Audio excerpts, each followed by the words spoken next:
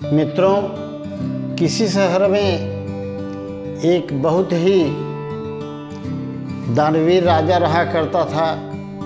वह बहुत ही धार्मिक प्रवृत्ति का था और जो भी उसके द्वार पर आता वह खाली हाथ नहीं जाने पाता था। जो व्यक्ति जो कुछ भी मांगता था वह उसकी इच्छा अवश्य पूरी करता था। एक दिन की बात हुई, उसके राज्य में एक महात्मा आए, साधु, और उन्होंने कहा राजा से कि राजन, सुना है आप दान देने में बहुत रुचि रखते हैं, मैं दान के लिए आया हूँ, तो क्या मैं जो मांगूंगा आप देंगे? राजा ने कहा, महाराज आप मांगिए, आपको जो मांगना है। तो साधु ने कहा कि 12 वर्ष तक के लिए तो आप अपना पूरा राज्यपाट मुझे दे दीजिए अथवा अपना धर्म दे दीजिए। अब ये बात सुनकर राजा थोड़ी देर के लिए चिंतित तो हो गया, पर उसने तुरंत निर्णय लिया और कहा, महाराज आप राज्यपाट लीजिए, संभालिए अपना राज्यपाट, मैं धर्म नहीं छोड़ सकता, मैं जा रहा हूँ। ये कह के वह राजा अपने महल को छोड़ करके चला गया। अकेला सुनसान चला जा रहा था जंगल में। अचानक उसे एक बड़ा सुरम्य स्थान, दिव्य वातावरण जहाँ था, वहाँ पर देखता क्या है, एक कसा हुआ घोड़ा और उसके पास से एक बैठी बहुत ही सुंदर युवती रो रही थी।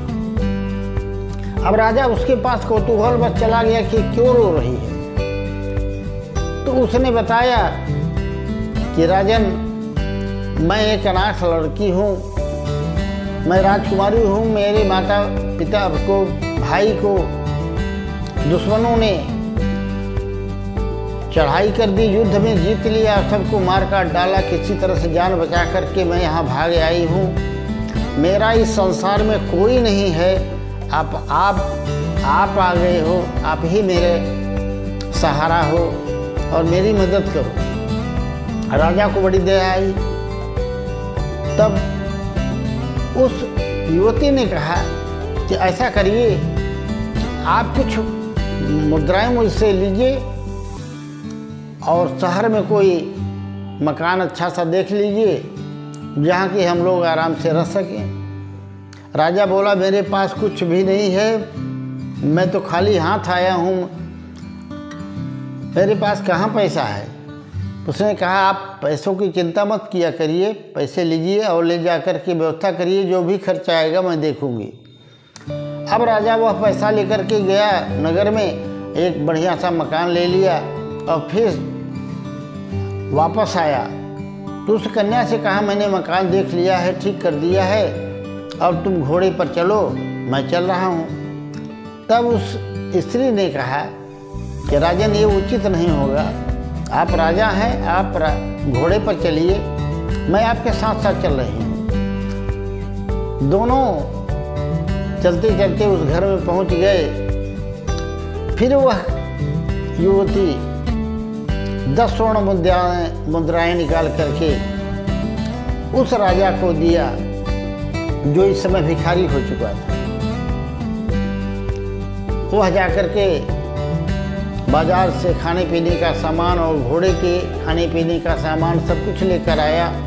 भोजन बनाया गया तो राजा ने, उस स्त्री ने इनको भोजन परोसा। इसने कहा, पहले तुम खाओ, पर रानी ने कहा, नहीं, ये उचित नहीं है, आप पहले भोजन करो, उसके बाद मैं भोजन कर लूँगी। इस तरह से इन लोगों का काम चलने लगा। कई दिन व्यतीत हो गया तो एक दिन वह जो कन्या थी उसने कहा कि पास में राजा का दरबार है, आप मन बहलाने के लिए वहाँ चला जाए करो, राज दरबार में तुम भी जाया करो, तुम्हारा मन बहल जाएगा। अब उसकी बात मानकर यह भी जाने लगा दरबार में। अब दरबार के लोग इसको इसलिए नहीं पहचान पाते थे कि मंत्री लोग राजाओं का वेशभूषा, चेहरा, ललाट देखकर इसका सोचते थे कोई राजा होगा, और राजा सोचता था कि किसी मंत्री का संबंध ही होगा। वेशभूषा तो सामान्य थी, पर चेहरे का तेज बता रहा था कि यह राजा है। इस तरह से कई दिनों बीत गए और एक दिन वहाँ का जो राजा था उसने निश्चय किया कि इसका परिचय पता किया जाए कि यह है कौन वास्तव में। तब राजा ने सभा समाप्त होने के बाद उस राजकुमार को राजा को बुलाया और पूछा, तुम कौन हो, कहाँ से हो, कैसे हो, कहाँ रहते हो। तब उसने अपनी सारी दास्तान उस राजा को बता दिया। वह राजा बड़ा प्रसन्न हुआ। उसने अपना मुकुट इनके सिर पर रख दिया और उसकी पगड़ी उतार कर अपने सर पर रख लिया, बड़ा सम्मान किया और उसे मित्र का दर्जा दिया और तब विदा किया। वह अपने घर पर आया और जो युवती थी उसको सारा हाल बता दिया। तो उसने कहा, ऐसा करो, जब वो मित्र बन गए हो तो राजा के पूरे दरबार को, मंत्रियों सहित पूरे नगर को कल सुबह भोजन के लिए आमंत्रित करो, भोजन कराओ। तब इस राजा के तो होश उड़ गए। इसने कहा, मेरे पास कानी कौड़ी है नहीं, मैं कहाँ से भोजन कराऊंगा, वो अभी इतने ज़्यादा लोगों को। तब उस सुंदरी ने कहा, नहीं आप चिंता मत करिए, जितना भी पैसा लगे सब मैं कर दूंगी, आप भोजन का टेंशन मत लीजिए, आप निमंत्रण बोल के आ जाइए। वह राजा के यहाँ गया और निमंत्रण दिया। पूरे नगर सहित मंत्री परिषद और राजा के सेवक सेविका सहित सबको निमंत्रण दिया। राजा आश्चर्य में पड़ गया कि इसके पास तो कुछ है नहीं, ये कहाँ से खिलाएगा, लगता है नशा वशा कर लिया हो गया, बोल दिया। शाम के टाइम पता लगवाया तो उसके यहाँ कोई व्यवस्था नहीं थी। तब उसने उस सुंदर युवती से कहा कि तुमने तो मेरी अच्छी फजीहत कराई, कुछ व्यवस्था नहीं है और निमंत्रण क्यों कहवा दिया सबको। तब उस सुंदरी ने कहा, आप जहाँ से मुझे लाए थे, वन में जिस रमणीक स्थान से मुझे लाए थे, वहाँ जाके देखिए सारी व्यवस्था हो रही है, आप बिल्कुल चिंता मत करिए। वहाँ जा कर के उसने देखा सारे देवतागण दिव्य वस्तुएं लेकर के, दिव्य प्रसाद, भोजन, अनेक तरह तरह के व्यंजन तैयार कर रहे थे और स्वयं कामों में लगे हुए थे। वहाँ का वातावरण ही एकदम देवमय हो गया था। जो भोजन पक रहा था उससे दिव्य सुगंध निकल रही थी। वह आया और संतुष्ट हुआ। सुबह राजा ने भोजन किया और बड़ा प्रसन्न हुआ। वह अपने स्थान को चला गया।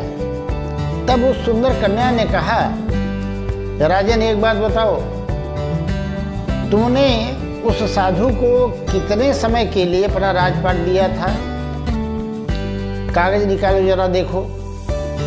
तो उसने कहा 12 वर्ष, और 12 वर्ष बीत भी चुके थे। तब उस कन्या ने कहा कि देखो, तुमने 12 वर्ष के लिए दिया था और वह समय पूरा हो चुका था।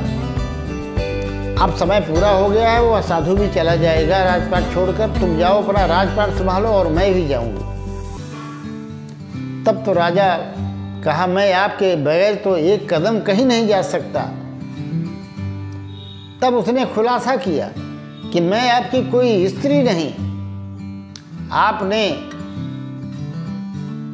जो धर्म को नहीं छोड़ा, मैं वही धर्म हूँ, आपकी स्त्री बन के आपकी मदद कर रही हूँ और आपका सहायता कर रही हूँ।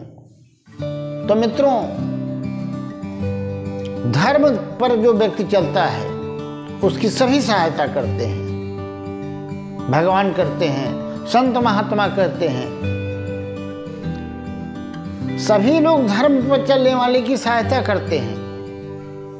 और कितना भी आपके पास ऐश्वर्य हो, धन हो, संपत्ति हो, पर धर्म न हो तो किसी काम का नहीं। कहते हैं ये तो धर्मः ततो जयः, वहीं विजय होती है जहां धर्म होता है। इसलिए धर्म पर चलने वाले व्यक्ति को कभी भी किसी प्रकार का कष्ट नहीं होता। मित्रों, वीडियो अच्छा लगा हो तो सब्सक्राइब करके लाइक कर दीजिएगा और राधे राधे से लिख दीजिएगा।